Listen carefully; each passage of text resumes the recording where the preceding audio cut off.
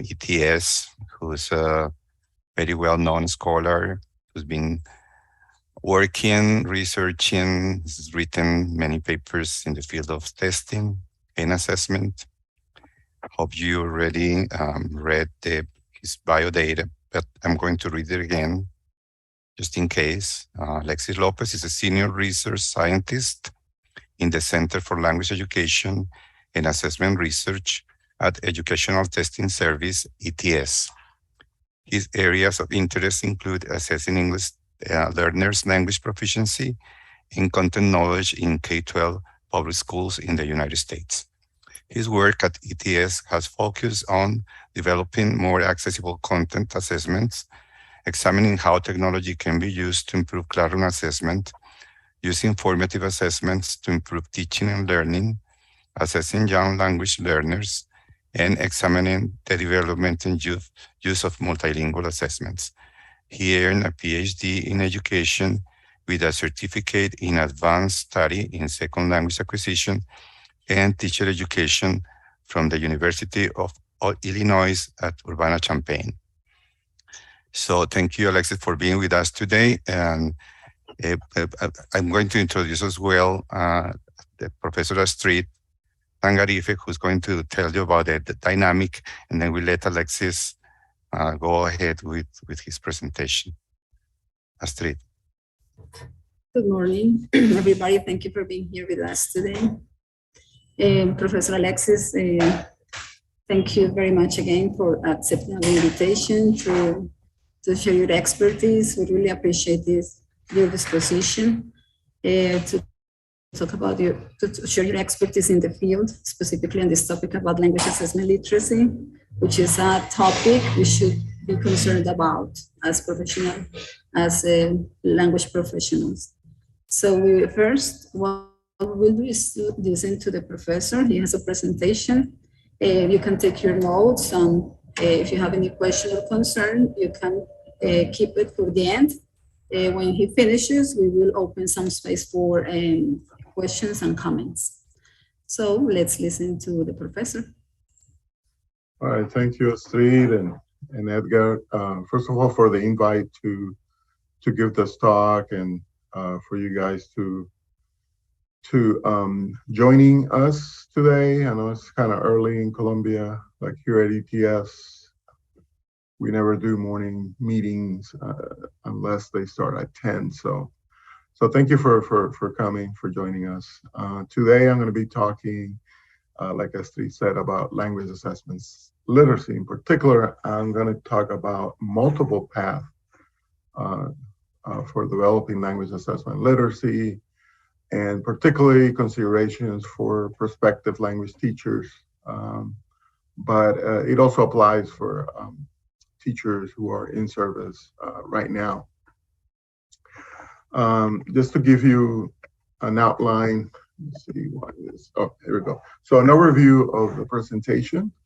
At the beginning, I'm going to give you some information about my background, and basically I'm going to just show you how I developed my own language assessment literacy, all the different experiences and opportunities that I had.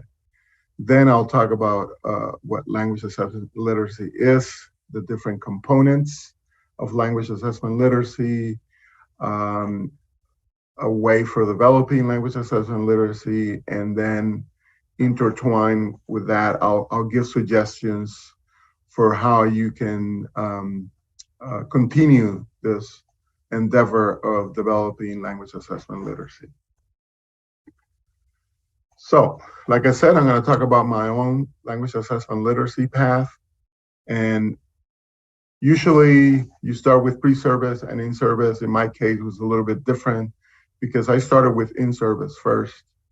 I started teaching simply because I was proficient in English without any,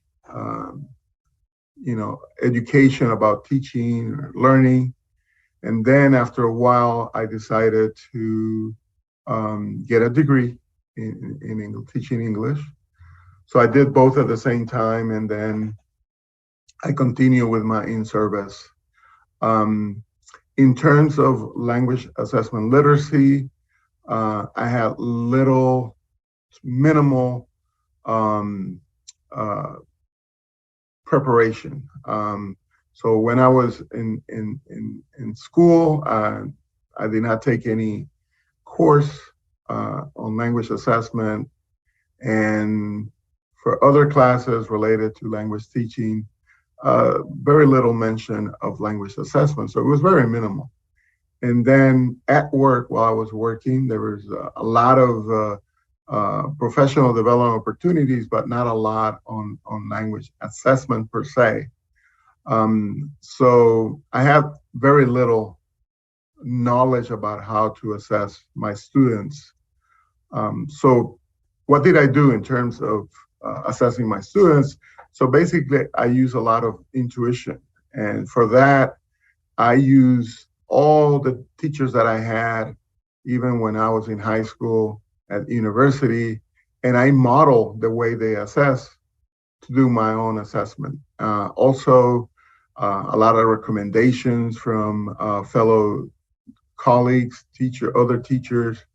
But now that I'm reflecting about this, like 20 years later, I definitely was not prepared to assess my students in the classroom. So I did a lot of things that I consider that are not effective. For example, I use assessment, for example, to control discipline in the classroom. So for classroom management, things that should not be done. And for example, I didn't provide a lot of feedback to my students. Simply, I score them and gave them back. So now that I reflect, so my classroom assessment practice were not very effective. In 1999, I decided that I wanted to pursue my studies. So I went to the University of Illinois at Urbana-Champaign, first for a master's degree in teaching English as a second language. That's where I took my first, it was a course called Language Teaching Methods. And there wasn't a specific unit on language assessment, but we discussed, how to teach different language skills, for example, speaking, writing, and within each of those skills, we discuss how to assess those skills. So that was my first formal introduction to language assessment. And during my second semester there, so spring 2000, I took a course called language testing. And there I met one of my professors. His name is Fred Davison, and he became my mentor. That class really changed everything for me because I enjoyed the class. I liked the topic of assessment. And initially, my main focus was on the impact of assessments. So what people refer to in language testing as washback.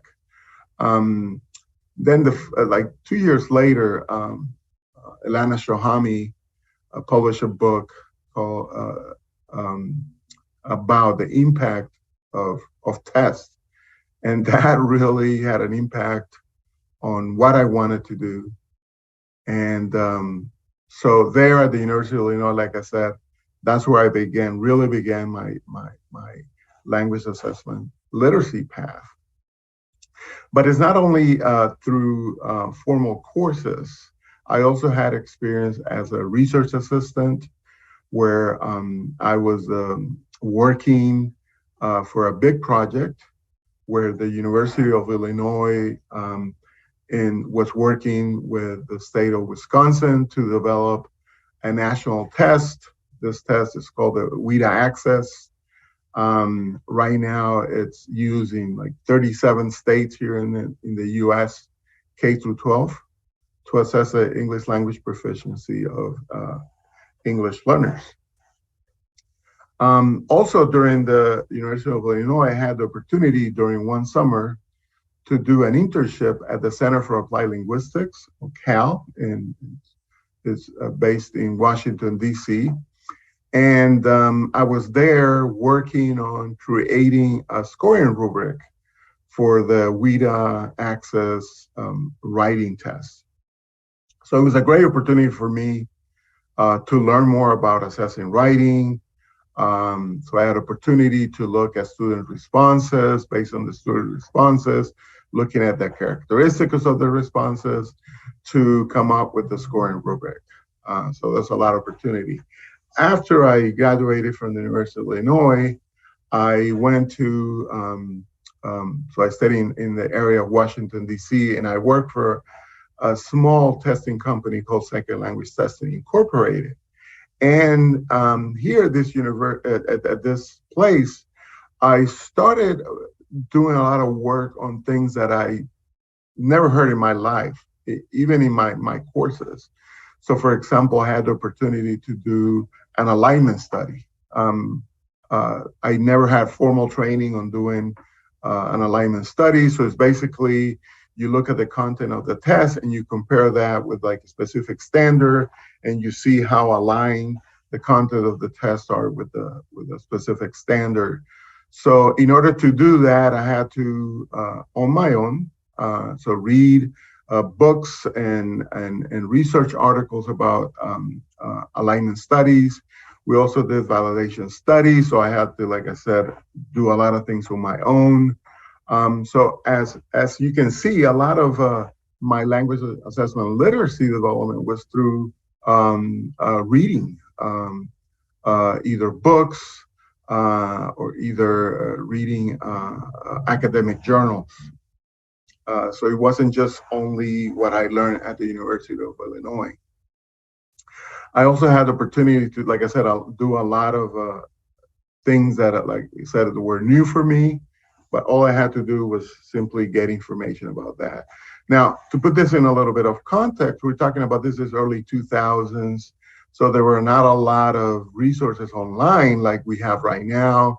YouTube was beginning, so you couldn't find a lot of YouTube videos on those particular topics. So it wasn't as easy as it is now, where there's a lot of information that is readily accessible for everyone. So in 2007, I went back to Colombia and I worked full-time at the Universidad de los Andes. While the Universidad de los Andes, I taught a seminar on educational assessment, because this was a master's program in education, not specifically for language assessment literacy. And what I found is that in order to develop your language assessment literacy, you don't have to focus specifically only on language assessment. So you have all the field of educational assessment that you can use to develop those skills.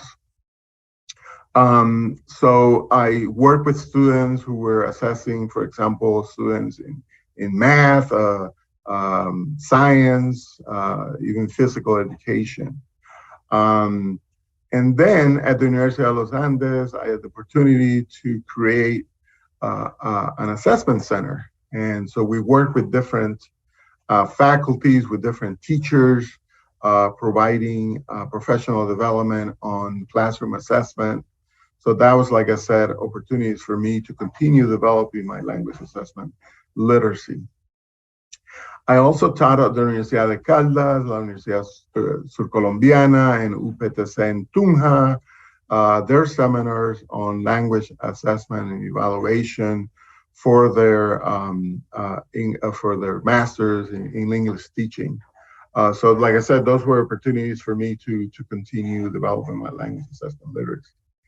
And then in 2012, I moved back to the US and I started working at Educational Testing Service. So Educational Testing Service, ETS, some people don't recognize that name ETS, but they do recognize some of our products. For example, the TOEFL, which is administered worldwide to assess students' English language proficiency, especially for academic purposes. And we also developed the URE. So if you're thinking about graduate studies, either mostly for PhD, then you're required to take the URE as part of the the process to be selected at a graduate program. So ETS is a large educational testing company. We have different divisions. I work in the division of research. So my job consists on every year we do projects.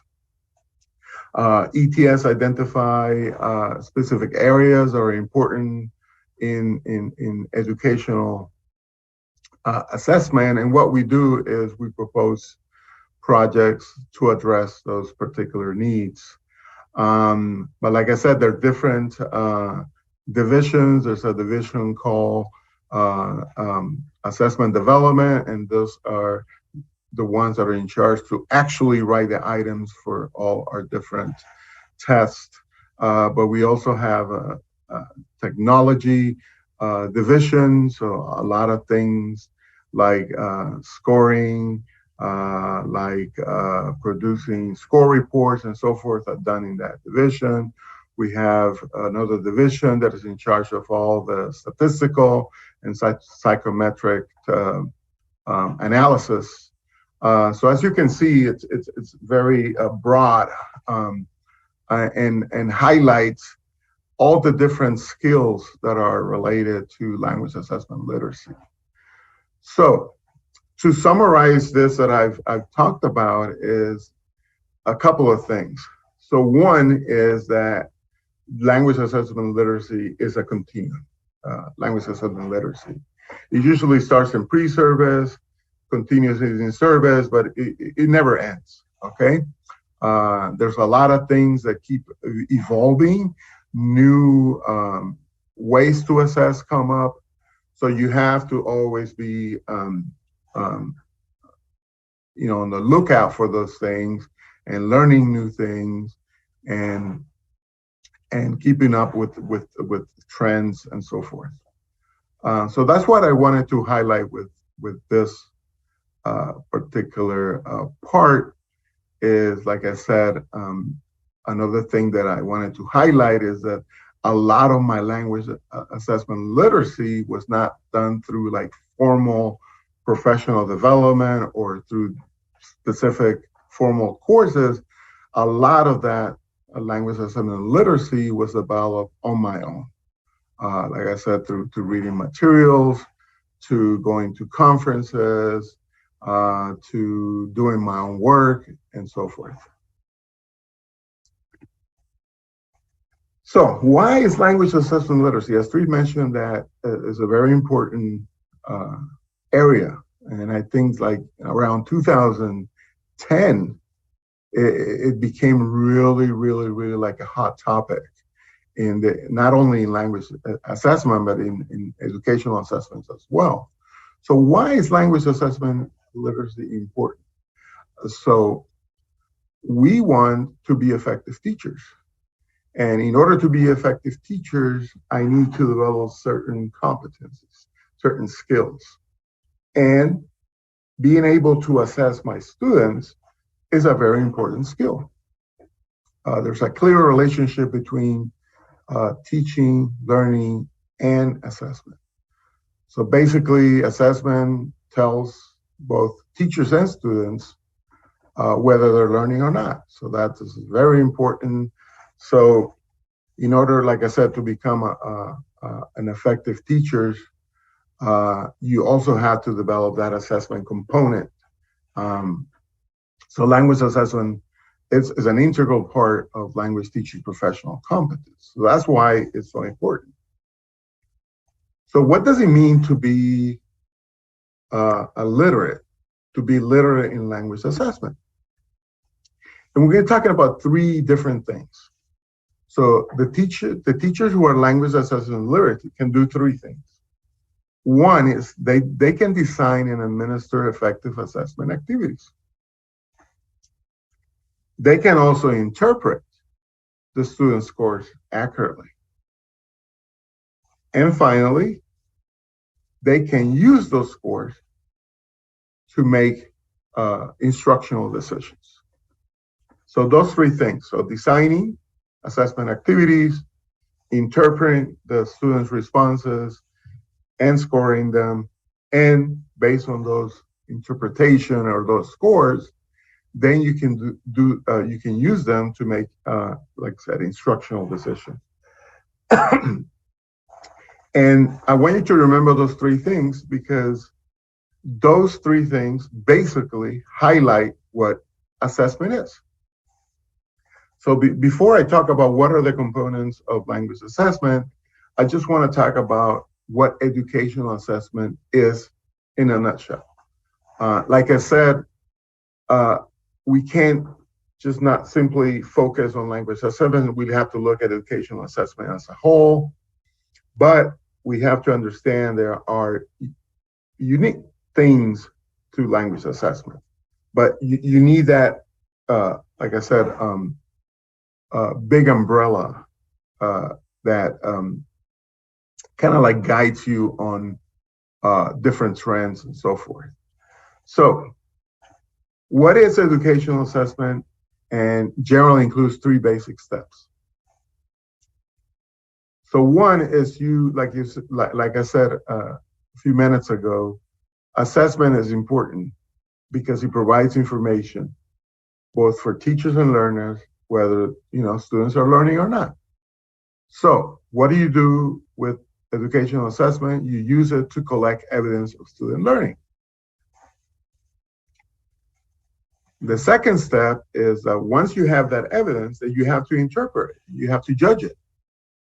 And once you do that, then you have to use that evidence. So let me talk about each one of the steps in more detail. So the first one, collecting evidence of student learning. So here is, because we start seeing the connections between teaching and assessment. So I have to think is, what do I want my students to learn or to be able to do? And this basically translates to what are the learning goals? What are the learning objectives? Or what are the learning outcomes? Sometimes we use a lot of can-do statements. So at the end of this course or at the end of this unit, students can do this, right? And something that teachers have to do is they have to have clear learning goals. And those learning goals have to be measurable, so that you got to find a way to measure those learning goals. If the learning goals are not clear, they're not effective. If you can't measure them, so you'll never know whether they're meeting those goals or not. So you also have to develop that ability to have clear learning goals and measurable goals. The second is, once I have established what the learning goal is that I want to measure, I have to think is, what exactly do students have to do to demonstrate that they met or they reached a learning goal? So for example, if I'm thinking I want my students, at the end of the course, students will be able to write an opinion essay. So what exactly do I want my students to do to show me that they can write an essay? So not only do I want them to write an opinion essay, but I want the opinion essay to have certain characteristics. So for example, I want them to have like a clear introduction in the essay. I want them to have a clear opinion. I want them to provide support for their opinion. I also want them to use vocabulary effectively. So using the correct vocabulary, use it in the proper context. I also want them to use grammar effectively. So for example, avoid run-on sentences, use verb tenses correctly, and so forth. But I also want them to be able to connect their ideas in the essay and so forth. So you start thinking about all the different things you want the students to do. And then finally, and that's what you call the evidence. And finally, you have to think, how do I collect this evidence? So this one's kind of easy because we're talking about an opinion essay. So what am I going to ask? I'm going to ask the students to write an opinion essay, right? For other topics, it's not as straightforward as this example that I'm giving. And you have to think of, okay, what is the assessment strategy that I want to use? And what I want to highlight next is that as teachers, we have a lot of ways to collect information about student learning. So I like to use this graph, and I don't know if you're seeing the top part because I can't see it. How do I minimize this? Yes, that's. You can see it? I Okay. can see it very well, yeah. All right, because I'm seeing something on my top, so I can't see it. So as you can see at the top, we start with the learning goals. And next, we see the alignment with the connection with assessment. So you got to start with a learning goal. And that learning goal can come from the curriculum that you have at the school or whatever institution you're working for, or it can come from the class syllabus, or it can come from standards, like the Common European Framework or any other standard. Like here in the US, there are different standards. So UdeA has their own standards, California, they have their own standards and so forth. So those are the things that you use. And then, like I said, assessment is simply collecting evidence of student learning. So as you can see in this graph, we have different sources. You have sources that we call external to the classroom, but we also have sources that are internal to the classroom. So let's begin with external to the classroom. And so as you can see, we have either international or language proficiency tests. So international, we have like Cambridge has a lot of assessments, like say ETS has TOEFL, has other program like TOEFL Essentials is a new product that we have. And so at the national level, you also have, like in Colombia, we have the Pro Saber, Pro, Once, I don't know what other grades they have. But that's an example of, sources where you can get evidence of student learning. But you also have institutional language tests. For example, I'm assuming that when students arrive at Universidad de Antioquia, there's like a placement test. That's what we call institutional. For example, when I worked at Colombo Americano, they have also placement tests, but they also have the achievement test that they use at the end of a course that is provided by the institution. So that's what I mean by institutional language. And then we move to the classroom, and we have a lot of options in terms of collecting evidence of student learning. So I divided this into like 3 big categories, or 2 of them are connected. So the first one is what we call system generated, and the other ones are generated by the teacher, but one is teacher-centered and the other one student-centered. So let's talk about each one.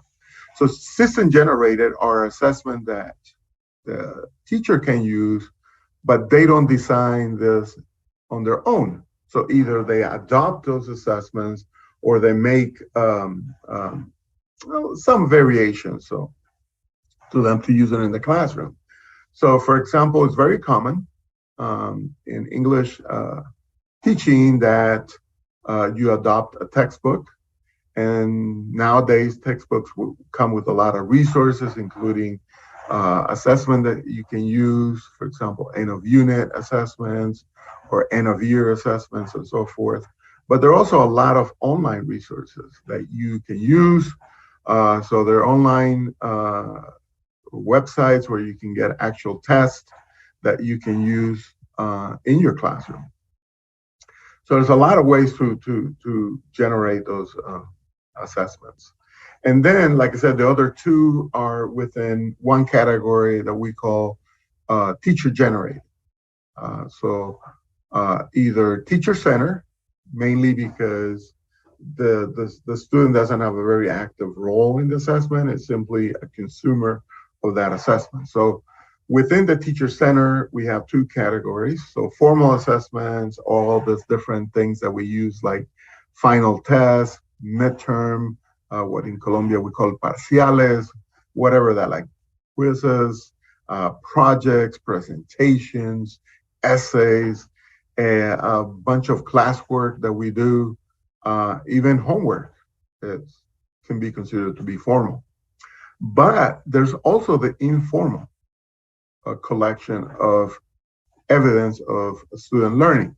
And this is something that teachers use a lot. Sometimes we're not even aware that we're doing it. But the two more common are questioning. And so in the classroom, you're asking a lot of questions.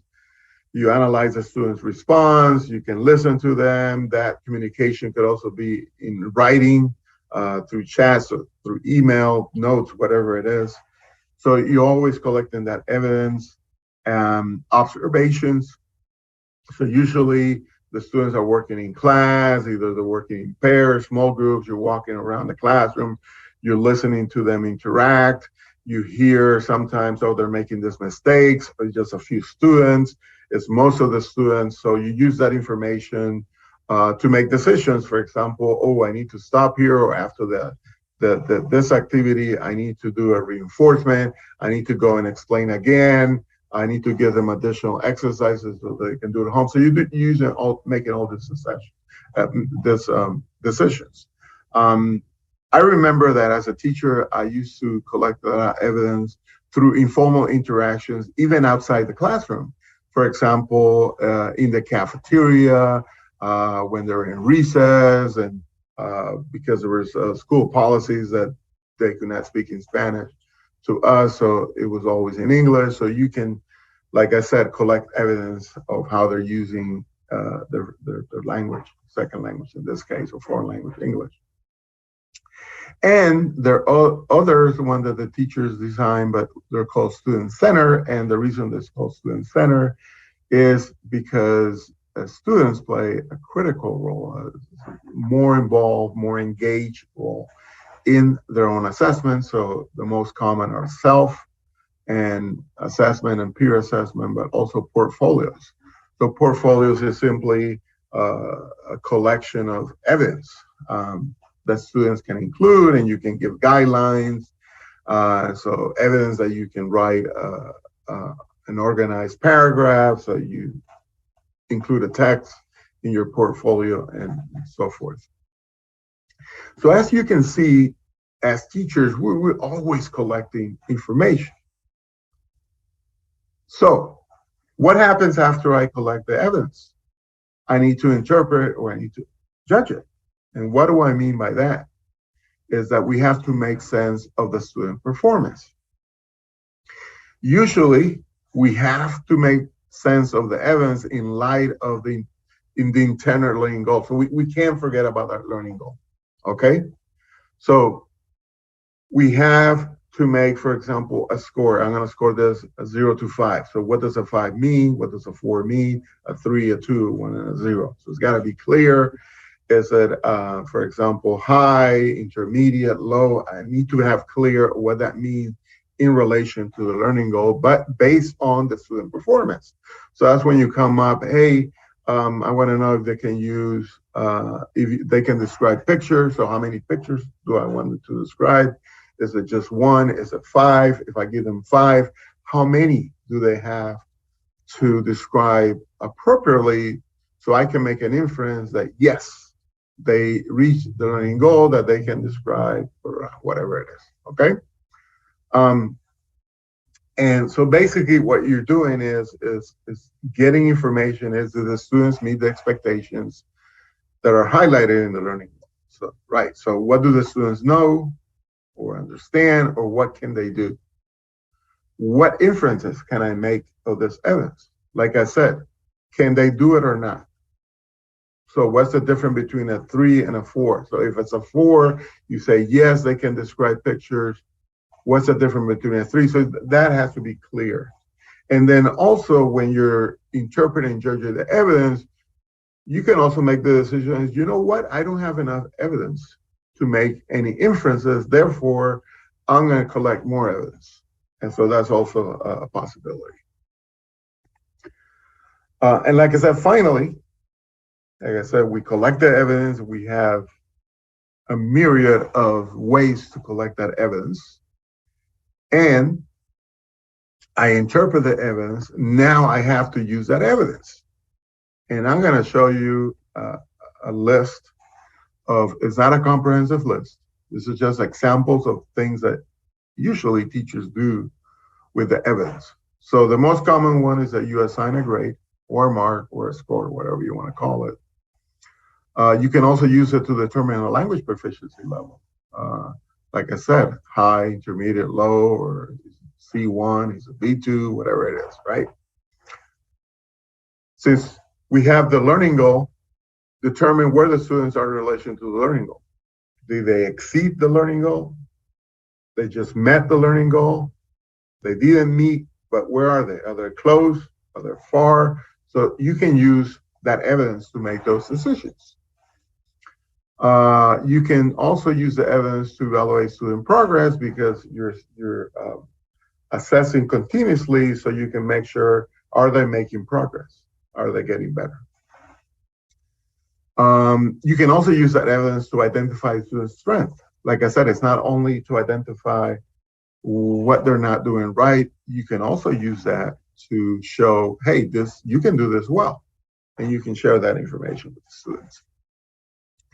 Like I said, the opposite, so identify weaknesses or areas that require additional instructional focus. You can make instructional decisions about students' learning needs. This is what they need in order to meet the goal, for example, the learning goal. But you can also use that information yourself. So based on the evidence, do I need to adjust the curriculum? Do I need to adjust my instruction, my teaching methods? Do I have to find different instructional activities, complementary and so forth? Determine the instructional resources to support your students. So if students are struggling, what exactly do I need to do to support them? So here we're talking about individualizing instruction. So you use assessment to do that. Sometimes, like I said, especially when we're doing that informal collection of evidence through questioning and observation, you can make change to your lessons in real time. Even though you have a plan, I'm going to do this, but based on the evidence, I need to do something different. Or based on the evidence, I can skip this one and then move to something else. So you can make decisions, like I said, in real time. You can use the evidence to share with your students. So we're talking about providing feedback to the students. And in some contexts, you provide feedback to other stakeholders, like, for example, in primary school, maybe even secondary school, you also provide feedback to the parents, sometimes to school administrators and so forth. And the last two are more like help you with that reflection process, that critical part of being critical in terms of your teaching and how you're doing and what you need to improve.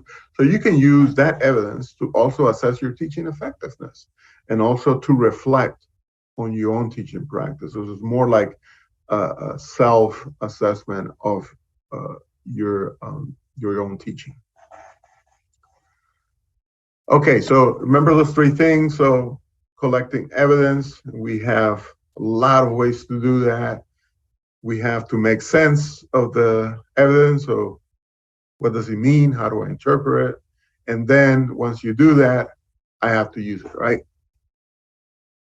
So for example, one of the things we find a lot is that usually assessments are just used for the first to assign a grade and that's it. But as you can see now, and that's why you have to develop your language assessment literacy, if you continue that development, then you can start using assessment for other things, and in a way, you make yourself more effective as a teacher.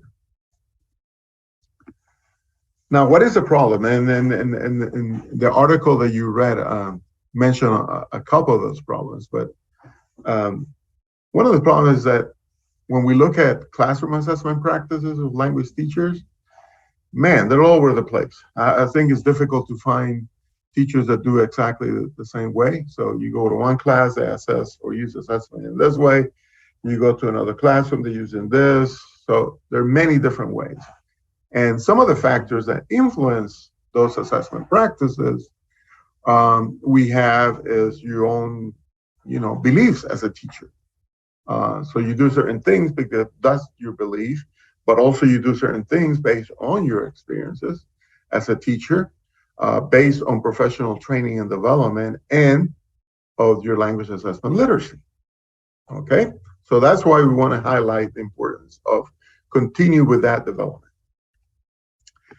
And two things that I highlighted in that article that you read is that not a lot of teaching programs or foreign language teaching programs, what we call pre-service, provide enough formal training in language assessment. And same with in-service teachers. And unfortunately, that's the case that I found when I did that study, but also in my case on my personal language assessment literacy path, development path, sorry. So what I'm going to show you is based on the work that I've done is kind of like a framework of what language assessment is and different types of skills that you have to develop. So here, I don't want to give you like an exhaustive list of things you have to do one by one, like a checklist, but rather talk about 3 different areas that you need to work on. And here's the visual representation.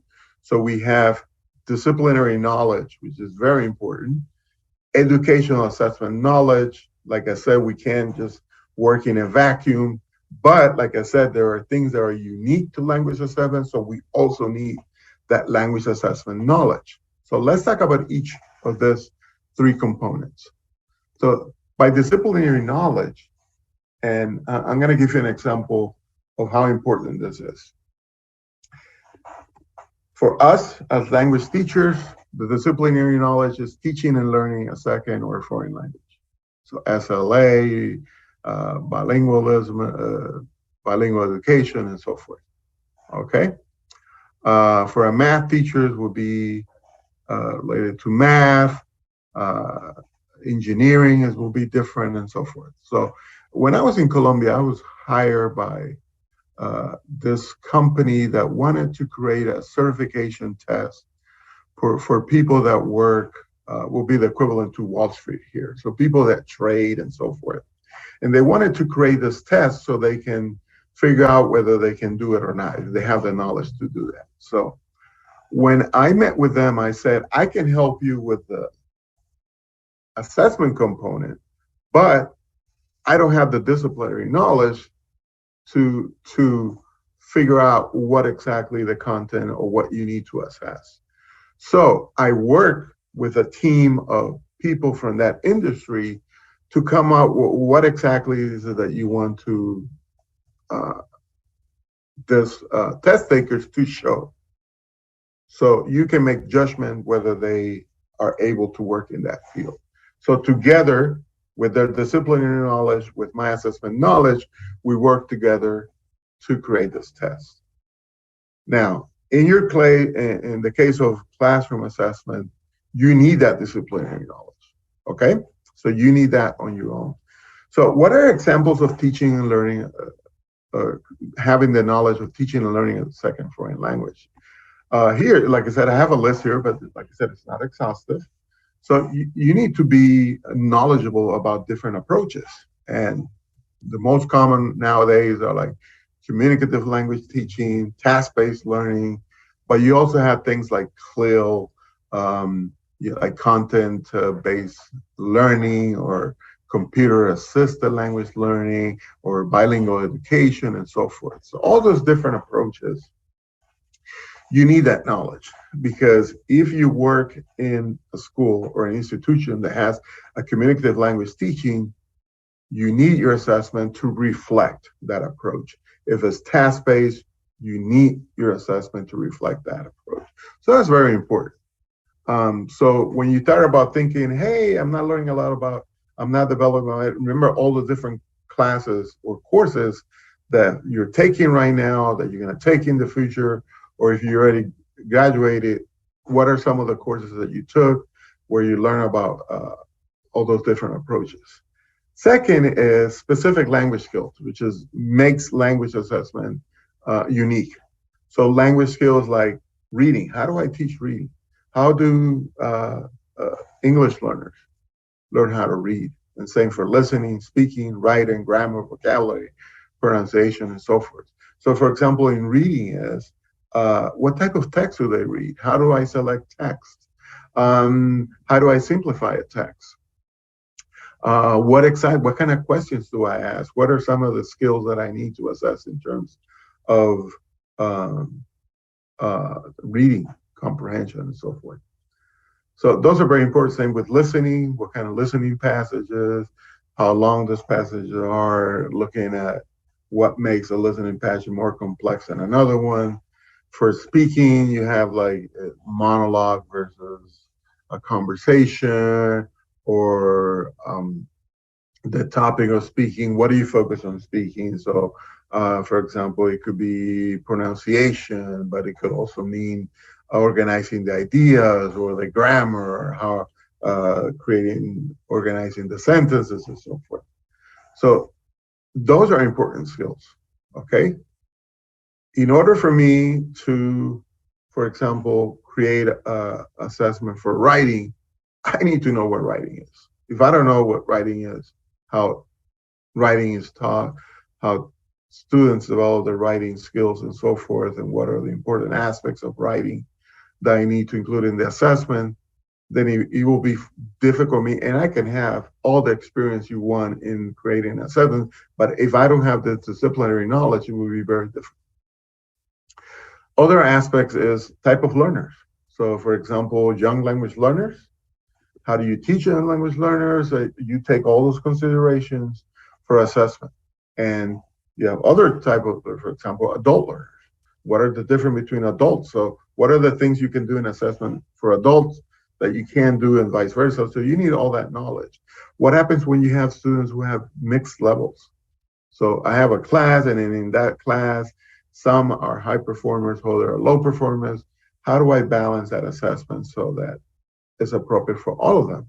What happens when you only have students that have low proficiency in terms of that? So all the things that you learn about how do you teach them would also be valuable when it comes to how do I assess them.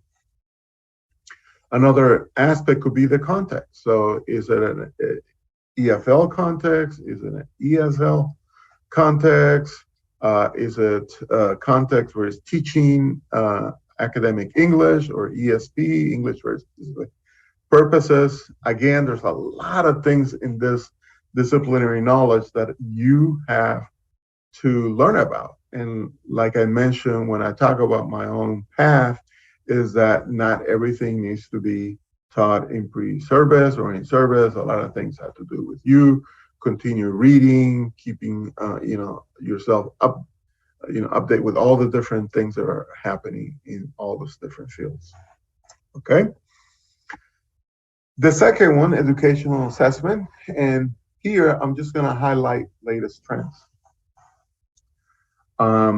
And here are things that are very important right now in the field of educational assessment. A lot of things that we're doing at ETS. Now, when I said that you can't not just look at language testing, you also look at broader field. That doesn't mean that everything that is happening in language assessment comes from educational assessment. Sometimes the other way around, things or trends that are emerging in language assessment somehow are also looked at educational assessment. And one example of that is that started with a language assessment was, for example, the use of AI, artificial intelligence technology, to automatically score spoken responses, written responses.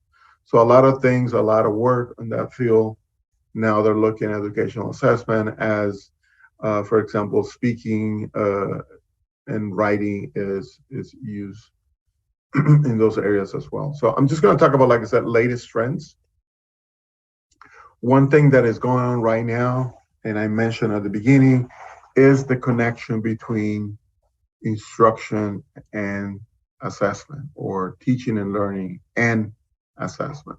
So we have like all these different things, sometimes like, whoa, isn't that the same thing? How are they different? And there are differences. So for example, people talk about assessment to support learning. And here is assessment to support learning is, the idea is that you can use any type of assessment, even summative assessment like TOEFL, you can use it to support learning. If you do certain things, so you have these guidelines and so forth. Learning-oriented assessment, which is a big deal, is that not only use any assessment, that when you design an assessment, if you design it in such a way by following certain guidelines, it will make it more appropriate for teachers to use it to help students with their learning, okay? And this one has to do with, like, for example, using tasks that are similar to real tasks in the world. This has to do with providing feedback, rich feedback, and so forth. Formative assessment, which is also similar and is being used, but it's more classroom-based. Learning-oriented can be classroom-based, outside the classroom, and so forth. Same with the first one. So, but basically, like I said, it's using assessment to inform instruction, although the tendency now is that, hey, why don't we use any assessment to inform instruction? Another big area, big topic in educational assessment is technology-enhanced assessment. So it was big even before COVID, but during this pandemic, it became more apparent that the importance of using technology to enhance assessment, and also all the advancements in technology that have helped us to better assess certain skills. For example, one of them is like writing or even speaking, and I'll give more examples when I talk about language assessment. But for example, technology enhanced assessment, we're using, for example, the use of avatars, the use of simulations, like I mentioned earlier, the use of AI or automated scoring is a huge, big deal. But also the presentation of text. And you can also, with technology, you can enhance the items by providing support. So for example, you can add, if you have a text, you can highlight certain words. The students click on the word, and you see like a glossary or a definition or whatever. So you can use technologies for all those purposes. So it's a huge, huge deal. And like I said, with the pandemic, it became a huge deal because everybody, even the ones that never use technology or were reluctant to use technology, were forced to use technology. Some, after the pandemic and we went back to the classroom, simply went back to the old ways, but a lot of people continue using technology. So we have to continue finding better ways to use technology to better assess our students. Another one that is a big deal is what we call scenario-based assessment. So traditionally, assessment, especially large-scale assessment, you have like 50 questions.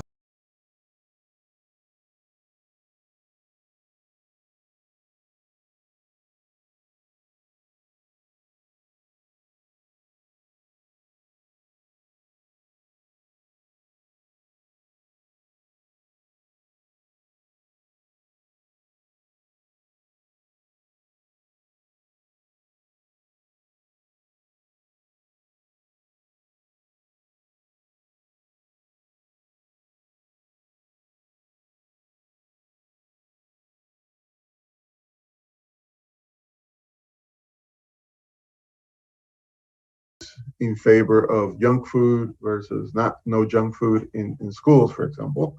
and then you write an opinion essay whether you think junk food should be offered in schools or not, and then provide evidence. You can do a lot of activities. You can listen to a passage about junk food, and then you do an activity based on the reading, on the listening. Then you read, and then you have speaking. So it also allows you to use multiple skills or assess multiple skills at the same time. So it's a big deal in not only educational assessment, but also in language assessment. Well, so it's a different way. And like I said, now with technology, it's a lot easier to create those scenarios and to even animate and add avatars and so forth to those scenarios to make it more like real and more engaging for the students. Another thing that is a big topic here in the US, not only ETS, but everywhere in the United States, is creating what we call social culturally responsive assessment. And this has to do with something that is happening in education with social cultural pedagogy. So now it's like, hey, how can we incorporate those principles of social culturally responsive pedagogy or instruction into assessment? So how do we make that? So that's a big challenge, and this is a topic that we're going to work on next year. Another big thing is what people are calling personalized assessments. So these are personalized assessments, kind of in a way, because usually when we talk about large-scale assessments or summative assessment like TOEFL, like Prueba Saber, is the big thing is that everybody does the same thing, right? Because you want to be fair and so forth. Personalized assessment is opposite to that. It said is that whatever you do in the assessment is based on your needs, either your background, either the way you're responding. So, for example, you answer a question incorrectly, then they take you to a series of questions like a path. If you answer correctly, they take you to a series of questions. So, depending on how you answer, you're going to continue with different things. So, and you get also a lot of feedbacks, and that feedback is not general, is specific to what you're doing. So that's why they call it personalized assessment. But a lot of the things in social cultural responsive assessment are similar to the ones that people are doing in personalized assessments. And another big topic in educational assessment is what they call enhanced feedback. So usually, traditionally, all you get when you take an assessment is they give you a score, sometimes a score and a level. But that's about it. So again, with the use of technology, hey, can we provide more information to the students beyond the scores so they can use that information to enhance learning? And teachers can use that to enhance their teaching as well. So an example would be that since you have individual scores, you can also show the students individual scores. So this is how you score in this reading or your listening. There were 5 items. This is how you score in the first item, second item. Another one is that you provide, based on their scores, you can provide recommendations. So if you, at a certain level, you get this type of recommendation, things you can do to improve, things you can do on your own, things that teachers can do, and so forth to improve their language skills. If you score another level, then the recommendations will be different and so forth.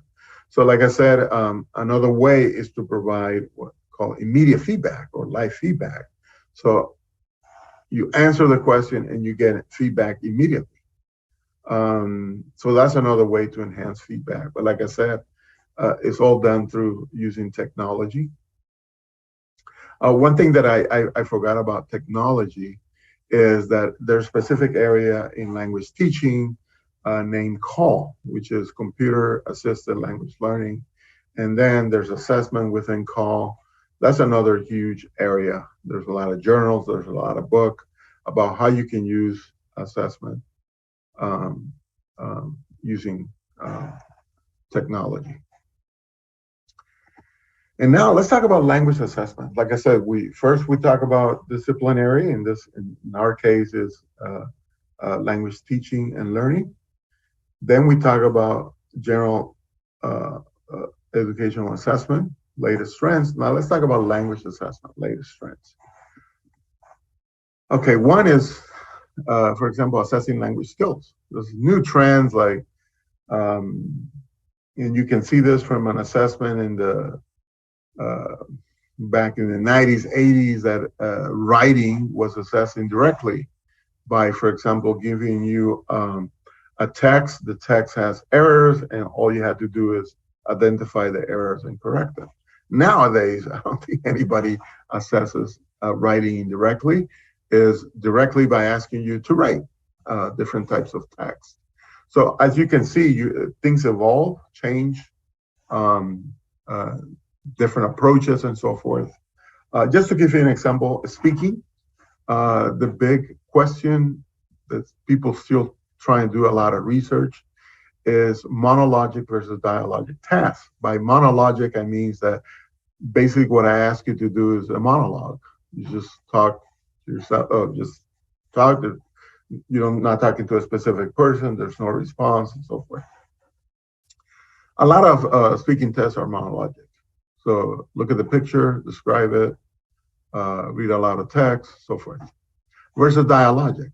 And there's been instances where you interact with the test administrator, and the test administrator asks you questions, you respond directly to the, so that's one way to do it.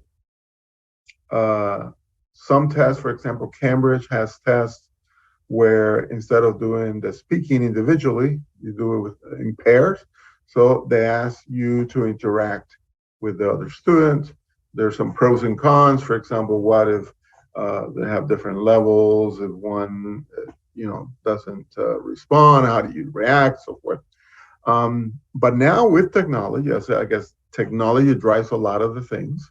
Although we try that's not the case. Not because you can do with technology means that is good. Sometimes you have to think is what exactly, remember, evidence, what do you want the students to do and how you're going to use it. So you have to always think about that. So now, for example, there's a lot of work on using avatars and simulations. So you interact with an avatar and it simulates like a conversation back and forth. Sometimes it's the avatar asks a question instead of the test administrator. So is that, or sometimes with the advancement of technology, you respond, the system interprets your response and continues the conversation with back and forth. So is a better monologic, is it better dialogic, or is it a mix? So like I said, a lot of work on that. I've done some work on what we call conversation-based assessment, like I said, using scenarios, and students have to interact with avatars.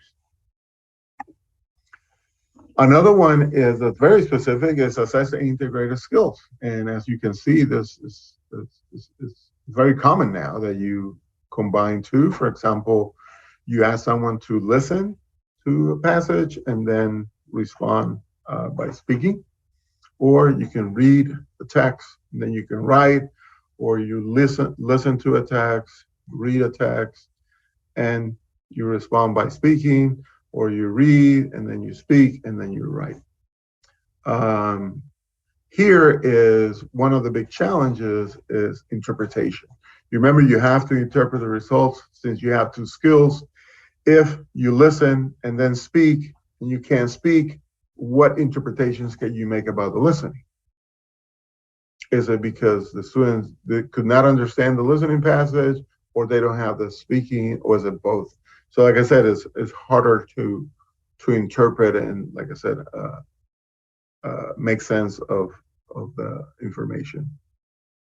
But that's, like I said, very important and still that. Another one is assessing intercultural and pragmatic competence.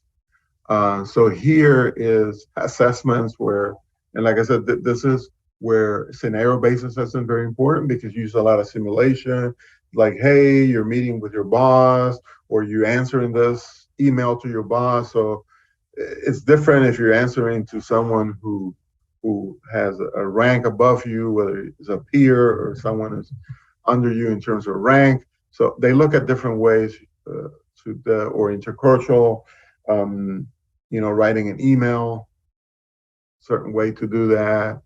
So an email will be different from this, relationship with people from different cultures and so forth. So that's very interesting. Like I said, I have one colleague at ETS that does a lot of work in this area.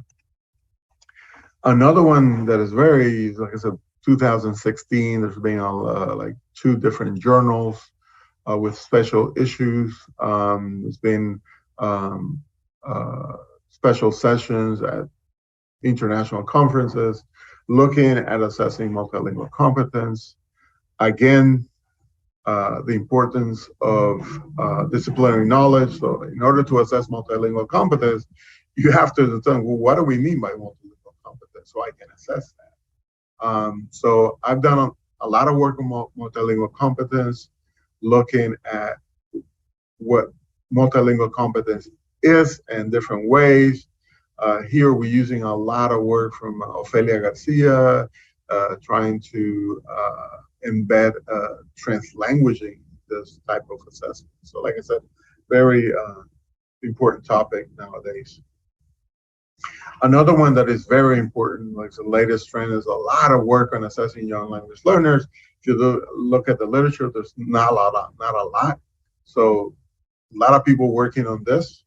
How do we assess language learners? Looking at specific in general, like guidelines, but also looking at assessing, for example, writing, assessing speaking, and so forth. Another important things like performance-based assessment, particularly task-based assessment. Here the big question is, what exactly is a task? What constitutes a task? So usually we talk about tasks that have to be similar to tasks in the real world, but sometimes we have some academic tasks, things that you don't do in the real, but have the characteristics of a task. So there's a lot of studies on whether different types of tasks will generate different types of responses from test takers. So like I said, very important topic here.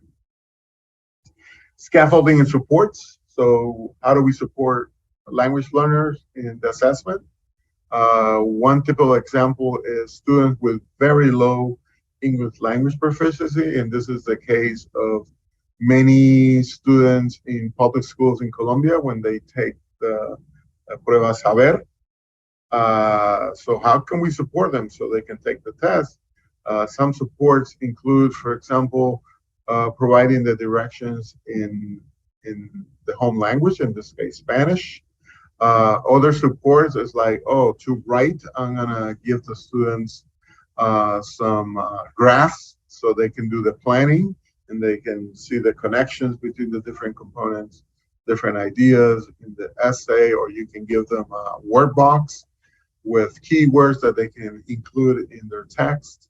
So like I said, different ways. So like I said, very important in terms of, and remember I mentioned social culturally responsive assessment. One thing that is important in that type of assessment is providing support, right? And also personalized assessment also is because you're responding to their needs. Maybe their needs is to provide support. So very similar to what they do in dynamic assessment, where if you cannot do the task, then they provide support. And believe it or not, language assessment literacy is a big topic in language assessment. So there's been, like I said, a lot of work in the last 10 years, but we also look at language assessment not only for teachers, but other stakeholders. So do students need to develop a language assessment literacy to make better use of the assessment evidence? For example, how do you interpret and use feedback? How to understand, for example, score reports. You take a test like TOEFL, you get a score report. What particular skills you need in order to interpret, to make sense of how to understand different language proficiency levels and so forth. So there's a lot of work needed in that area. Now we're moving on to the last topic of the day, and is how do teachers develop their language assessment literacy? Like I mentioned when I gave my version, my own story, it is a continuum, okay? And it usually goes from pre-service to in-service, and that arrow indicates, like I said, it's a never-ending process. New things come up, new technique, new approaches, so you always have to continue that, that training. But like I mentioned, it cannot just be only pre-service and in-service, and I'm trying to figure out a way how I can make this a graph that integrates everything, but there's a lot of personal initiatives, so things that you have to do on your own in order to continue that development process. So I'm going to talk about each of those three, and while I talk about each three, I'm going to also provide some suggestions. So pre-service, the most common way to do this is to offer a course or courses on language assessment. I know in Colombia, all the different universities that have programs on, like a master's program on teaching English, they have their own language assessment course. That's one way to do it. Another way is to include assessment in the language teaching or learning courses. For example, a course on how to teach writing, or a course on teaching methods. Either you have assessment as a separate unit, or you embed assessment in every single unit, okay? So when you talk about teaching young learners, there's a part about assessing young learners and so forth. So that's one way, another way to do it. I'm not suggesting that one way is the other, but the more the better, actually. Another one is, and I mentioned this when I talk about my own case, is that when I started, and I didn't have a lot of knowledge about how to assess my students, I simply use all my teachers, my former teachers, as models. So that how do they assess me? I'm going to do the same thing, right? So it's very important, and this is something that has been shown in many studies, is that teachers tend to assess the way they were assessed. So what I recommend is not that you create, here's how you assess on University of Antioquia, or here's assess, but to create guidelines, for example, that teachers can follow. So you want assessment to be aligned to instruction. You want assessment to be authentic as possible, the tasks. You want to provide feedback, immediate feedback. And so you can come up with those particular, because as students go through all those different courses, so if they take, English 1, English 2, whatever it is, French, whatever they take, if they see those practices, good practices, assessment practices, that they can see, they can learn, they can see that as a model. So that's very important. That's something that I invite different programs or institutions to think about coming up with those assessment practices, guidelines, not only to help the teachers in your program, but also the students can use that as a model once they go into the classroom. Another is, and I did this at the University of Illinois when I took this teaching methods course, is that they require us to, and it wasn't even graded, we had to go and observe, I think it was like 5 different classes, but not only go to observe the class, but we'll meet with the teachers before, so the teacher can give us information about what they were going to do, and also meet afterwards. So that's something that universities or foreign language programs can do, and it's great, like formal classroom observations, to allow prospective teachers to observe not only the teaching, but also the assessment part. And like I said, especially that informal assessment, I think is important to see how the teachers do it and so forth. And another one is the teaching practicum. A couple of years ago, I did a study with a colleague from the University of Pamplona. His name is Gabriel Cote, and we were looking at the language assessment literacy development of novice teachers. So those are teachers who had completed the program in the last 5 years at the time of the study. And what we found there is that some students, so the development of language assessment literacy in the teaching practicum was serendipitously, meaning it happened by chance. So there were some teachers who involved the student in the design of the assessment and the scoring and the interpretation, and others like, oh, just teaching, not the assessment. So find a way that when students do the teaching practicum, that they also have opportunity to participate in the development of the assessment, the interpretation, and the use. That will be very important. So that will be another recommendation. So not just like some teachers will do it, others will not do it. So just make sure that it's intentional. In service, again, it's very common. There's formal professional development opportunities. In my case, none of them had to do with assessment. Sometimes it's because, for example, when I was a Colombo Americano, is that I never had to create my own assessments. The assessments were provided by the Colombo Americano, so they saw no need to provide any professional development in assessment. But it will be important because, like I said, assessment not only happens formally, you also using assessment informally, therefore should be always included in professional development.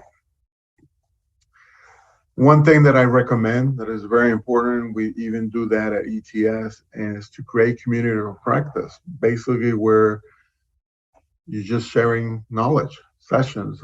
Here we call them brown bags. So it's very informal presentations. So a teacher can present, hey, I found this website. It's called Grammarly. If you type the text of your students, it will give you information about errors, grammar errors, vocabulary errors, organization, unclear sentences, and so forth. And this is how I incorporated this in my writing class. So the teacher will share that. Like I said, we're learning from each other.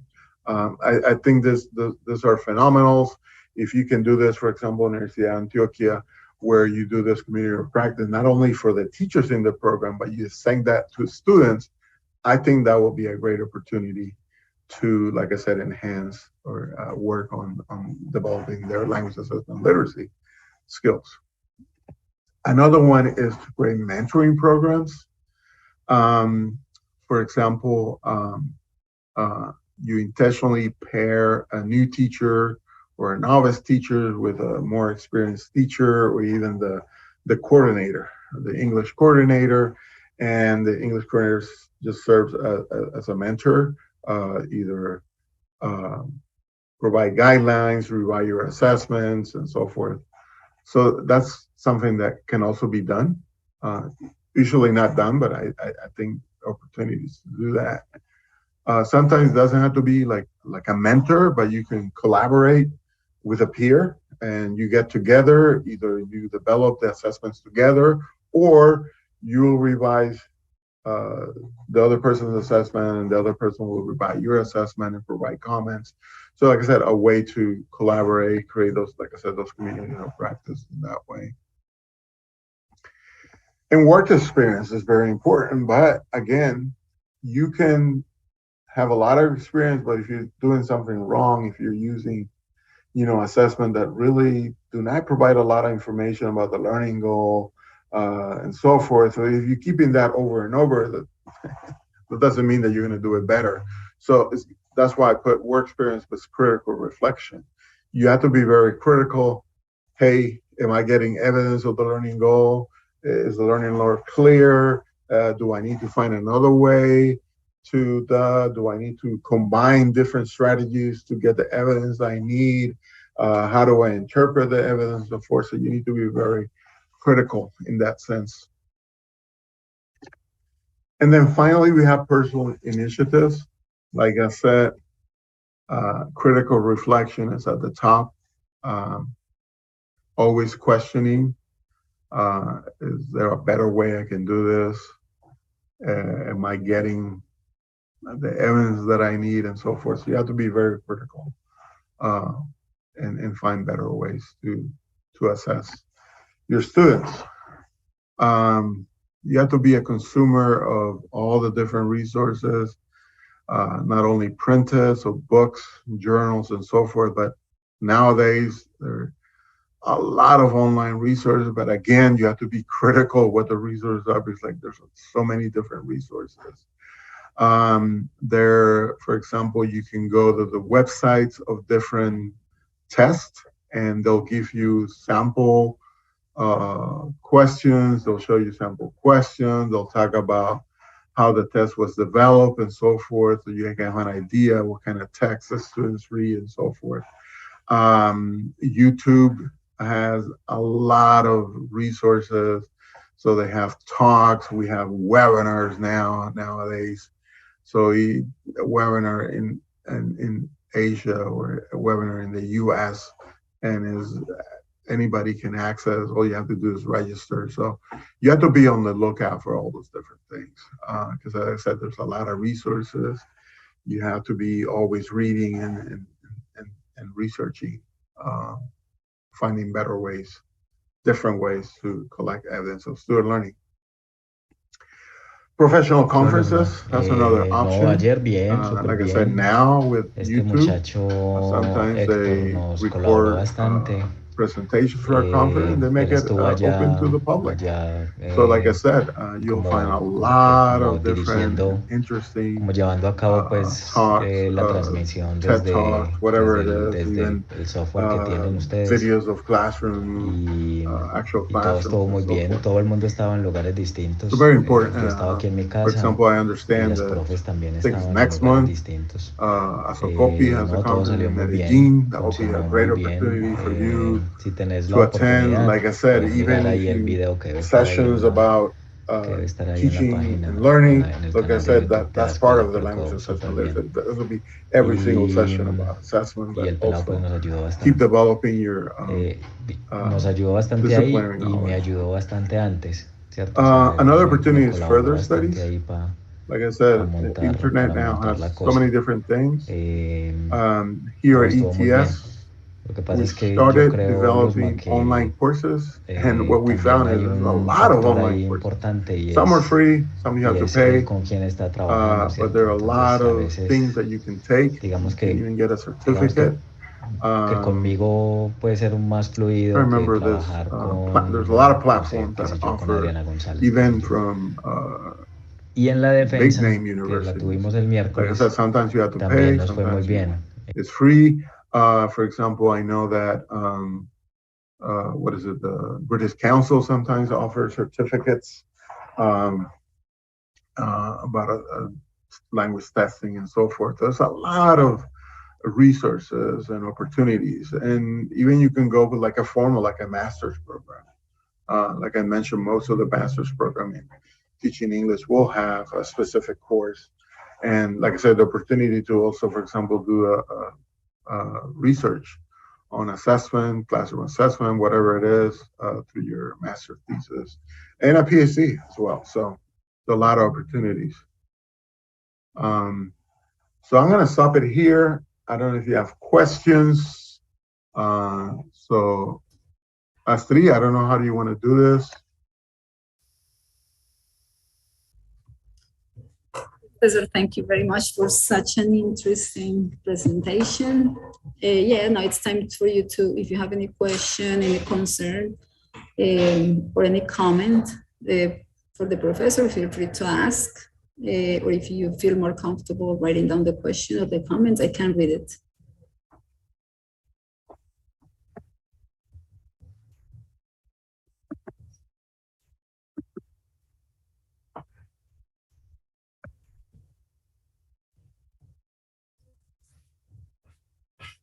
I think I can start, Astrid. Do have a question. Okay. Well, thank you very much, Alexis, as well. It was such an inspiring talk from a person who has the knowledge, the experience, and I'd like to know, here in the School of Languages, we have a program that in which we teach English to the whole university students, and we have developed different strategies of professional development. And probably one of the concerns we have is that although the teachers continue to ask for professional development in assessment, when we actually have these courses or talks or things like that, we also have a community of practice as well. We have the feeling that not many of the teachers actually get involved. And I don't know what the case is in your experience in the US, if you feel something different, and whether you have found ways to engage teachers more in this type of things, like language assessment, literacy strategies, wherever they are. Yeah, it's like I said, it's like changing their mindset. Because a lot of teachers still have this mentality that assessment and instruction are two separate things, rather than assessment is part of the instruction. So I think we need to change that mentality, first of all. And also we also need to empower them, because one thing that I didn't mention is I mentioned that ETS has different divisions, and one of the divisions is assessment development. And this is the people that actually write the items. Guess what their background is for all of them? They're former teachers. Even some of them are still teaching. Because teachers have this ability. And sometimes because they think you go to the classroom and they do this wonderful activities. But for some reason, they use activities for assessment. They try to come up with this boring paper and pencil thing. So it's a matter of saying, like, hey, you do so many things. Why don't you try to use those things in assessment? Because that's what it is. So I'm more concerned is like helping them is like, okay, once you have this activity, here are the student responses. How do I make sense of this? I think this is what we need to work on. But like I said, I was like, change their mentality and empower them. So we have a lot of sessions where teachers just share what I do. Is it, hey, when we're doing a speaking, this is what I do to help their speaking. And they have this wonderful speaking idea, tasks or activities where there are games and guessing games and this and that. I was like, why don't you use that for assessment? Like, oh, because I have to do it like formally one-on-one, and all I do is ask questions. So you have to say like, hey, you have all these resources, use this resources for assessment, especially in the classroom. It'd be different, for example, like a formal summative assessment. So I think empowering them, showing them like, you have the tools. All we're gonna do is guide you in using those same tools so you can use them for assessment purposes. So I think I'll try with that. Like I said, more empowering. It's like, because they have so many wonderful ideas. They come up with things. They're there in the trenches with the students, so they know what works, what doesn't work. Hey, if I do this activity, they barely talk, one-word responses. If I do this, I get long responses. So if you put them in that way where they're actually the ones who are telling you what like I said, how do I collect the evidence? I think that they're the ones that know how to collect that evidence. Then focus on, okay, how do we use this evidence for assessment purposes? So try to like flip a little bit the script there. But like I said, it's difficult because, like I said, we have this mindset where we don't see the connection between assessment and instruction. And once they see the connection, they was like, oh, okay. That's what I do. Like I said, teachers have so much evidence. Sometimes they're not even aware that they have that. Because they're interacting with the students all the time. Thank you. Yeah, and I guess it takes time as well, right? So we have to be patient. Yeah, like I said, I've been working on this. I'll date myself here, but it's been 21 years, and I still feel I need to learn so much. So, like I said, but that's what makes it fun, to me at least. so I see there. Let me see some questions here. Let's see if I. So it says, Yes, okay. Okay, I think Elsa Adriana has a question. She's Okay. going to ask something. All right, a comment. Elsa Adriana. Okay, good morning, everybody.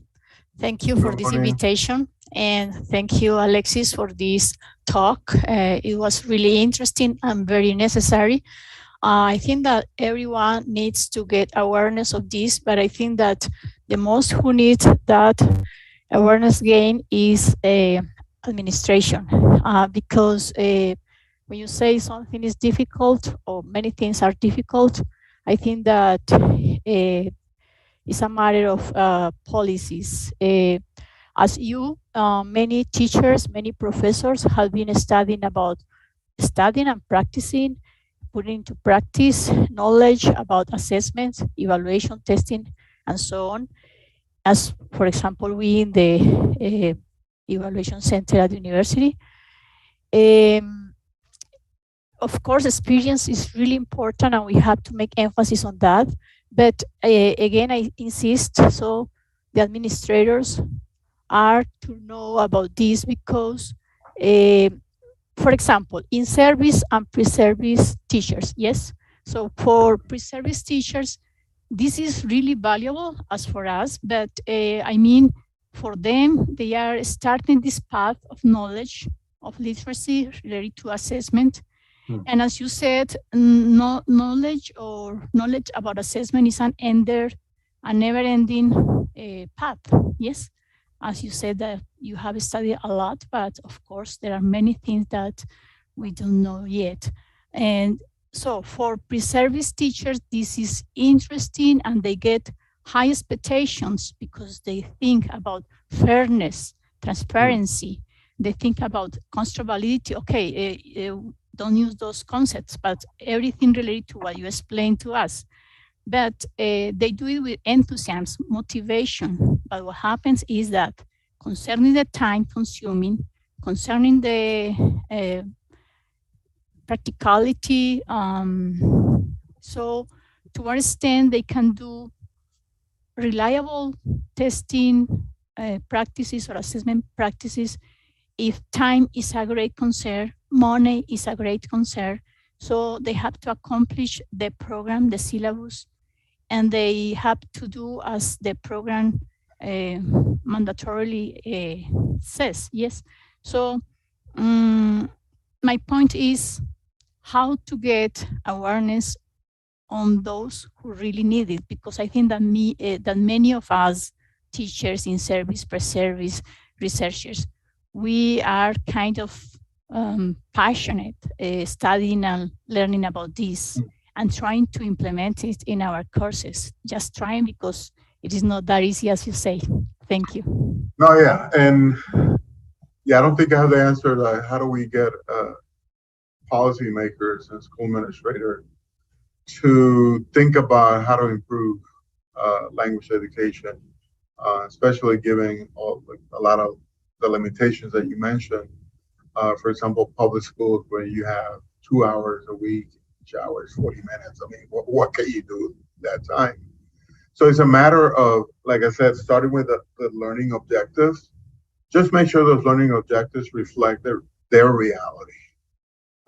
If you have those learning goals too high and you can reach them with 2 hours every week, you're going to have to, make changes. But like I said, sometimes you don't have, as a teacher, you don't have the power to change the learning goals because those are what the school or the government says this is the goal. So it's a matter of continue this conversation. I know that when I was back in Colombia, a lot of decisions about Colombia bilingüe without consulting universities or language programs, and look what happened. Nothing happened. So a bunch of wasted resources, assessing, I think they assess all the teachers, wasted all that money where you can use it, could have used that for other research. I could have tell you what level they were without the assessment. So unfortunately that's a reality. But like I said, let's try to focus on what I can control. And that's why that personal, what I do on my own, that's the only thing we can control. Yeah. For example, pairing up with a colleague, creating those informal. Or something, excuse me, something very important you mentioned, that is our language view, and mainly our language teaching view. Because of course, we're not going to design or think of good assessment procedures if we have not a clear language view and a clear language teaching and learning view. So we cannot disconnect those things. Thank you. No, thanks. We have questions from some people in the audience.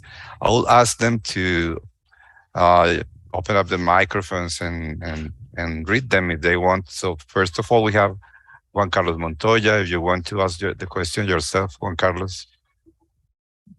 Professor, thank you very much, Professor Picon, Edgar, Professor Alexis Lopez. It was wonderful to listen to you. Thank you very much for this talk. And I just mentioned like 3 points in your talk that caught my attention. The first one is that you mentioned that assessment is simple, and you several times said, "Oh, it's just simply to collect evidence of." And I am wondering, how simple is this? Because for me, it's difficult, the design of items, prompts, rating scales, plus when you have many courses, you have a lot of students to assess. So just, I don't know if you would like to elaborate on that. So I think it was a matter of semantics. When I mean simple, it means that it's 3 steps. That's what I mean by simple, 3 steps. It doesn't mean that it's easy to do. For example, something that is very difficult, in my case, I weigh 330 pounds, and losing weight is very simple, is burning more calories that I can consume. That's simple. Do I do it? No, I can't do it. So that's what I mean by simple, is just those 3 steps. But there's a lot of complexity in doing all those 3 steps. So when I say simple, that's what I meant. Simply those 3, not that they're easy to do. So just want to clarify that, okay? Thank you very much, Professor. Yeah. No. So, but I'm glad you pointed that out. So I'm not suggesting that this is an easy thing to do. It's just that it's 3 simple steps. But there's a lot of complexity in each of those steps. Thank you, Professor. I don't know if I can make the other 2 comments, or shall I wait for other participants? Maybe we can give the word to Diana Pineda, and then you again, Juan, if you don't mind. Thank you. Okay. Thank you, Edgar. Good morning, everyone. Thanks, all of the organizers, for this. I just would like to engage in a discussion based on Alexis' experience on what are the challenges regarding assessment and testing for with pre-service and in-service teachers, because I think that there is a big deal with that issue, with that topic. So I would like to have a little discussion based on your experience, Alexis, and also maybe Edgar can comment on something, because I know that he's working on a research project on that right now. Thank you. Fortunately, Alexis is here to answer the question. Okay, no, sorry. I kind of missed the question, Diana. Can you repeat that real quick? Sorry.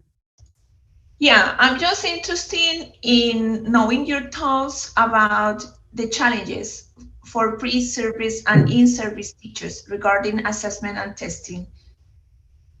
Okay, so, and I think this is in general, when pre-service enter the workforce, they enter the classroom, it's just challenging in itself. The thing that I think we need to work the most is that we really need to prepare them for their realities. So, like I said, I just did a work with a colleague at Universidad Pamplona, and most of their graduate students who complete their program, they usually go to remote areas like Arauca and something like that, where they don't have access to a lot of technology and so forth, have a high number of students. Someone mentioned that well, one of the comments. But they're not prepared because we prepare them for like ideal situations or like feedback, do this or that. It's like, okay, wait a second. How do I provide individual feedback if I have 50 students? I teach this amount of classes and so forth. So like I said, we need to make sure that when we talk about and we provide all this professional development, that we take into account the realities of the context where they're going to work. That's the only way we're going to prepare them. Are they going to be fully prepared when they get there? No. So that process needs to continue. One thing that I suggested for La Universidad Pamplona is that the only follow-up they do with their students who finish their program is just each year, like, oh, where are you working? No, why don't you create this model now you can do online where you can support them after they complete the program, either through professional development, like I said, creating a community of practice where they share, like, hey, I have 50 students, I found this great way to provide feedback to all the students.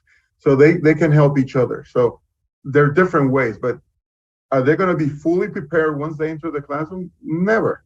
And they're going to have to struggle at the beginning, but we need to support them. Sometimes, hopefully, they're being supported by the institution, but maybe they're not. So can university programs support their graduating students? Let's say the first 2 years, the first 3 years, just to give them more support. Because I said, I don't think they're going to be ready in 5 years. I don't care how many courses they take, how many practicums they do. It's difficult. Even for me sometimes, like even 4 years, 5 new contexts, there are always challenges. But we need to find a better way to support them, even when they finish the program. Thank you, Alex. I don't know whether I can just say a little thing so that Diana asked me. Just very, very quick. I would add only that probably time and what we call maybe the feasibility or practicality of assessment, which is formative, is a big issue sometimes for teachers.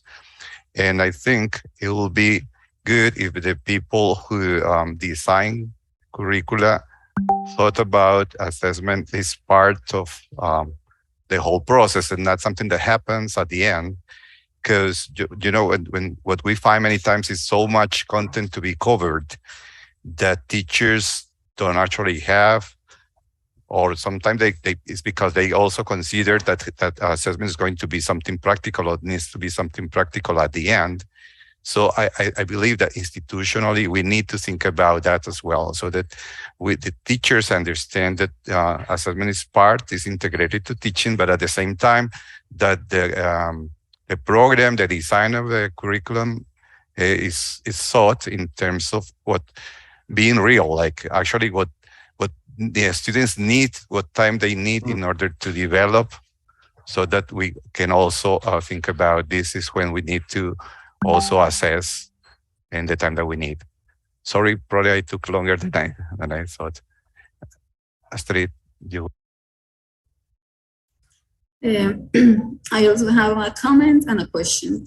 Alexis, when you were talking about your path, about your own path to language assessment literacy, I started thinking about my own path, about how, when I got interested, when my concern about assessment started, and the path I've gone through, and the path I want to continue going through. And what I find interesting, and my conclusion is that definitely this is a lifelong learning process. It's something we never stop doing, but I personally see it as even as an ethical responsibility we have with our students to get engaged in this and try to find better ways to assess and to do things with all these qualities of assessment. And my question, when you talked about this language assessment literacy framework, you talked about 3 different skills. That is disciplinary knowledge, and knowledge about education assessment in general, and knowledge about language assessment. And my question is like a curiosity I have, and it's if part of this language assessment literacy is for us to know to have some basic knowledge on statistics. I'll say if I can, like I said, there's so many things classroom teachers have to learn in terms of language assessment literacy. For classroom teachers, I'll put statistics at the bottom. It's more about interpreting and using and connecting them to your learning goals. That's the key. I think if,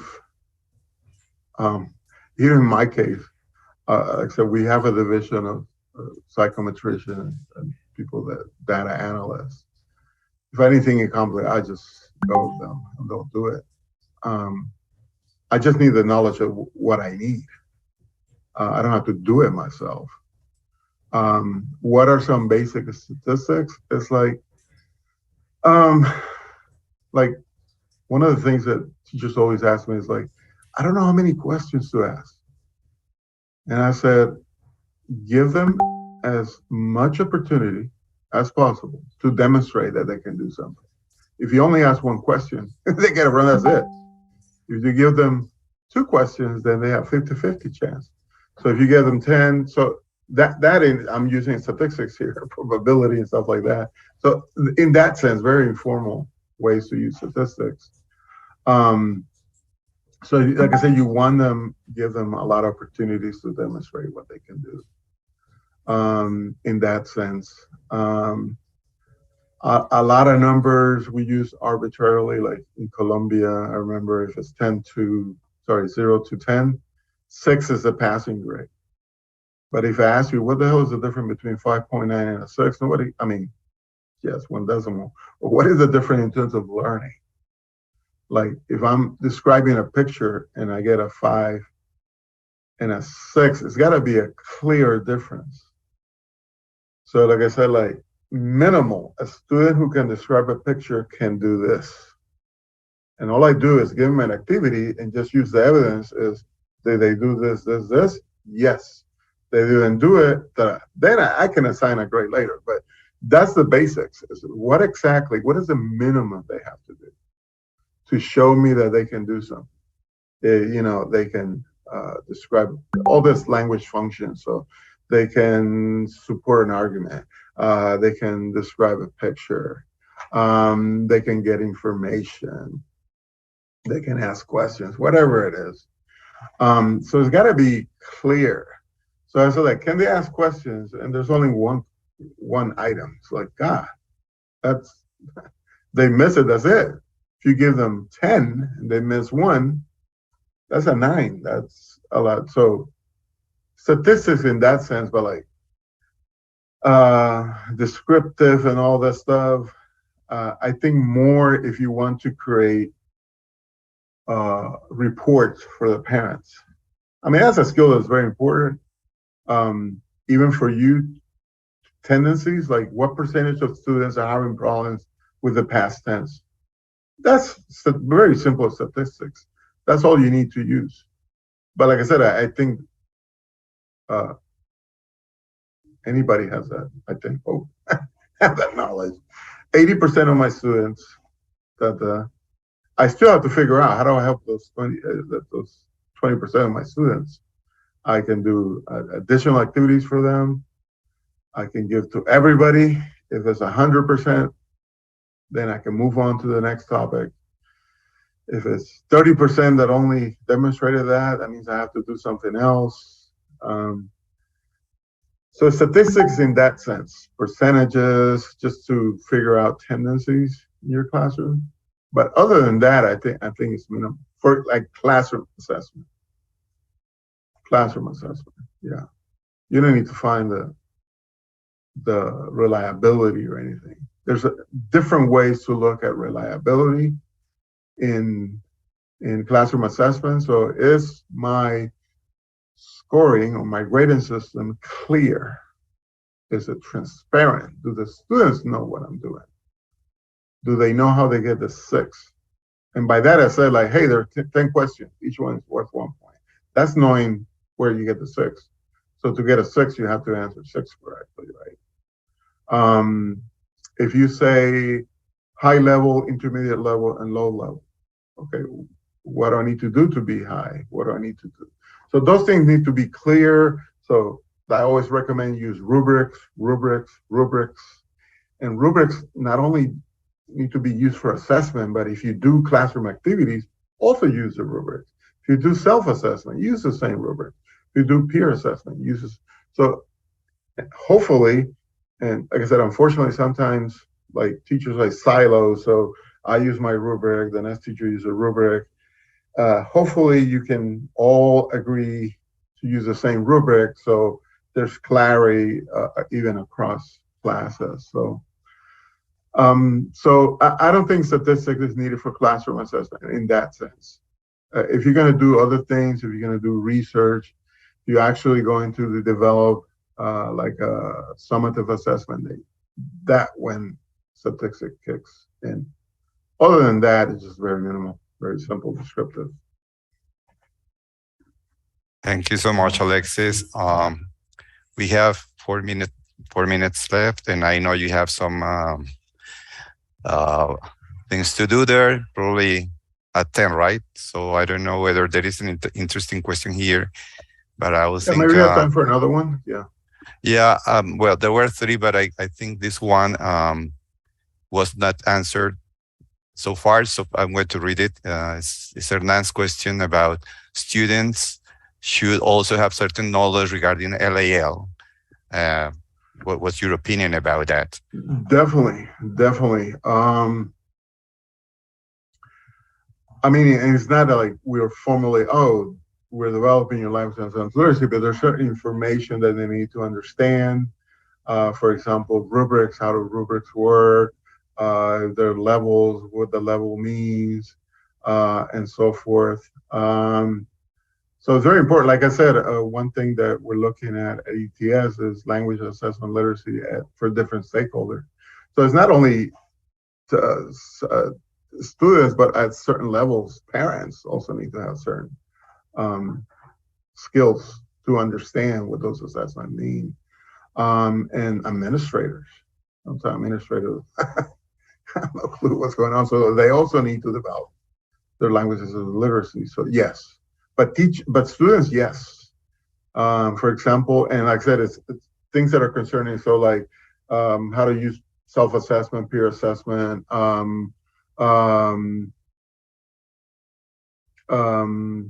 to interpret the evidence when you provide feedback, that they understand the feedback. If you use rubrics, that they use so those kind of things, practical things, everyday things that they're anything that doesn't concern them. It's not important, but things that they, like I said, directly affects them, then yes, they need to develop that thing, because if not, then they're not going to be able to use them. Thank you, Alexis. Yeah, and I think it's our role, right, to share with them. So part of my responsibility classroom assessment is making sure that students understand what we're doing. So if I have a learning goal, they need to know what the learning goal is. If I'm going to assess them, They need to know what exactly am I assessing, how am I going to use the assessment, how I'm going to interpret the assessment. They need to know that. So like I said, it's got to be a clear, transparent process, and the more students are involved and engaged with the assessment, the better, because then they can also use, not only, like I said, it's not only the teacher using the assessment, the evidence, it's the student. But how do you help them? It depends how old they are. What I do with young children, instead of creating this narrative, I'll just use happy face or sad face, whatever. Some people don't like to think, but or color coded, like red means this, green means this, yellow this. So yeah, but you got to find a way that they understand the evidence, what the evidence is, what the hell is. Because if you tell me, here's the feedback, and I don't know what the hell you're talking about, I'm not going to understand it. I'm not going to use it. Or I give you the feedback, I don't understand it, so what am I going to do with it? Sorry, I need to move on to the next. Yeah, thank you. I think it's already time to finish. Thank you again, and I hope this is not the last time, but it's only the beginning. Yeah. And we know Alex is going to be here, hopefully by November, probably we're going to have him again. So again, thank you very much and have a great day, Alexis. Thank you for your time. Thank you for coming and thank you for the invite. Thank you very much, Alexis. Thank you. All right. Take care. Bye-bye. Take care. Have a great day. Bye-bye.